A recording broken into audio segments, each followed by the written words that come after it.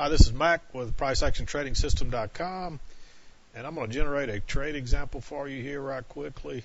Today is Tuesday, November the 29th, and you see we got this pullback to the EMA. We got this nice bearish reversal type bar here. Prices went much higher than turned down. If we break below that, we should be able to at least get a scalp out of this. I'm actually looking for prices to test this area down here. You see that's the low from earlier today, so I'm looking for prices to come down there and test that, and I may even reverse off that line. We'll see how this trade works out here. It looks like we're fixing. Okay, we're short here, and what I'm going to do is I'm going to try to scalp out 3 contracts, and I'm going to try to get a little extra on. Actually, I'm trading 3 contracts. I'm going to try to scalp out on 2 of them, and then get a little bit extra. Actually, we'll go for 2 points on the runner if we can get a runner to work out here. So we'll see what happens. This trade triggered. We are short, and we'll just let it play out now and see what happens. Actually, I do want to tighten my stop. I'm going to tighten it to 2 points. Actually like being a tick above this bar here rather than this one, because we got this small trap, and I'm afraid prices may tick up a tick and then turn back down. So I'm going to give it an extra tick or so right there, extra tick, and see what happens.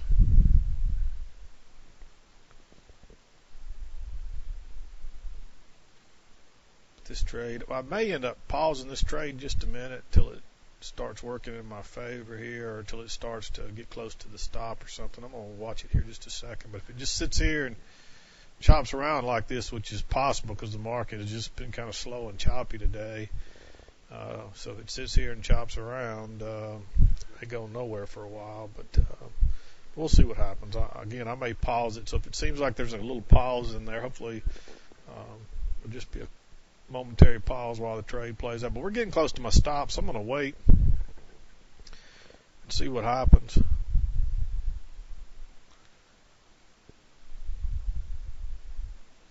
But if it sits here very long and just chops around, I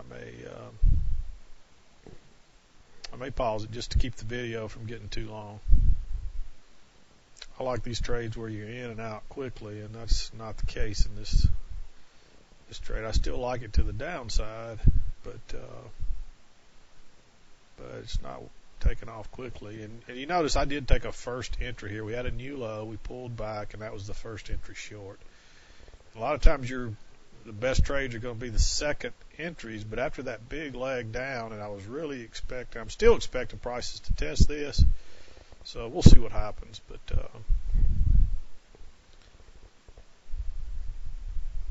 here we go. Now we're working in our direction again. So I'm going to hold off on pausing it for a minute. See if we can't break lower and take on that, shoot on down this time.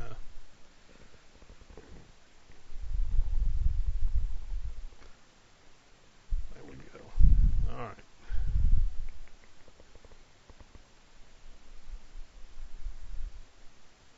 We're getting some support in there. You can see that's the prices turned down here again, and the trade still didn't take off like I expected that it might. But if we can get another tick or 2 lower here, we'll probably start to get some momentum in our direction.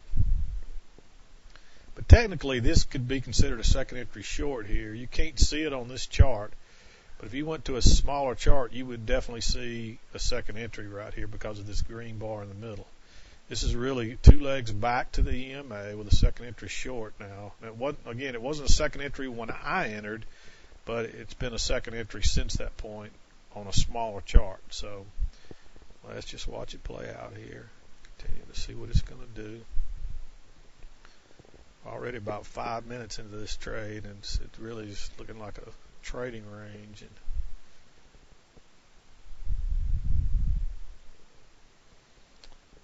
I just don't think they're going to be happy taking it lower until they can tick it up above this bar right here and trap some people.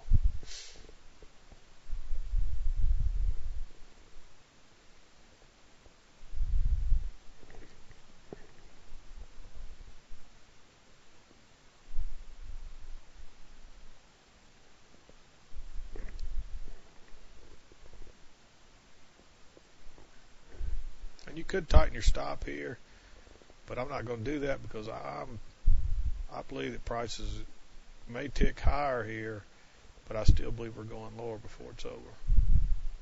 I'm not going to give it a lot of room to be wrong, but I'm going to give it a couple of ticks up there just to be safe. Because what will happen most of the times is prices will tick up a tick and trap everybody and make a double top and then turn down, and you get trapped out just as the trade's really working in your favor. That's why it's better to wait for the second entries. Actually, on a choppy day, I probably should have waited on the second entry, but I really liked that bar that traded that much higher and then closed on its very low there.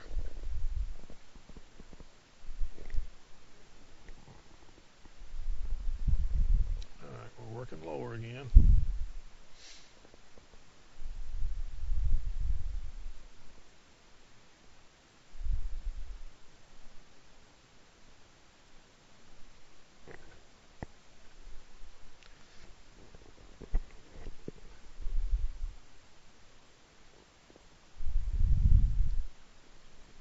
We're getting some support here, and you can see we've had support right across that area all day, and that's why our prices are struggling here. And if we get through this support area, we're going to go down here and test this next one.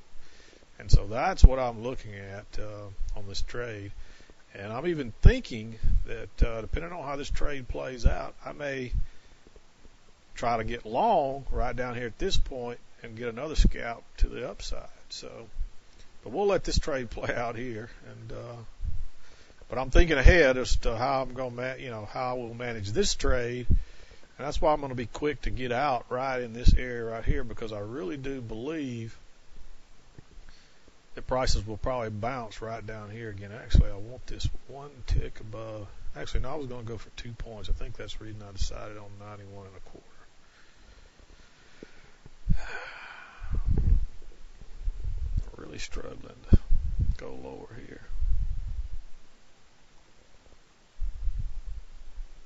Market is just not in a hurry to go anywhere, and this is what you have to be very careful of. If I wasn't already in this trade, I definitely wouldn't be entering here right now, because what have we got? Remember our rule on trading ranges: anytime you get 3 or more overlapping bars, and at least one is a doji, that's a congestion area, which is nothing more than a small trading range. All right, here we go. We may get some movement here now. Come on.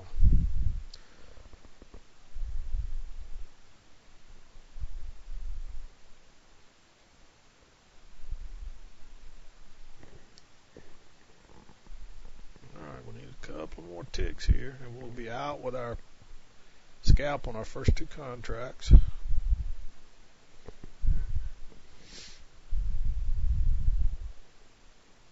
Assuming we're going to get them in this slow moving market. But you probably saw my email that I sent out yesterday, is that I take a lot of days off between now and the end of the year. Once Thanksgiving hits, a lot of traders go on vacation. A lot of your funds and your fund managers and so forth will start wrapping up their year-end stuff. So the market gets kind of screwy, and it gets choppy, and it just does crazy things. And so I take a lot of time off during this period as well for those reasons. And I encourage you to do that too. That's one of the reasons I got into this business, is the lifestyle that it allows me. And so keep that in mind. Don't be so eager to trade during these holidays, especially not. Just don't be eager to. I mean, don't be afraid to take days off and not trade on certain days, because the market just will be like this a lot of days without much happening, with a lot of reversals. And now you'll get some.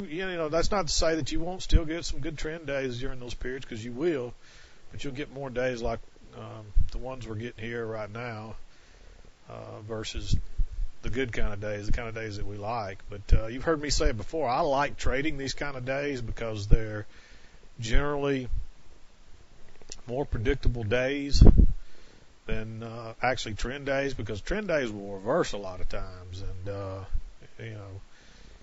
Of course, we love those strong trend days where the market just keeps moving and moving and moving in our direction. But you'll get a lot of trend days where you'll get a reversal that might be bigger than the original trend.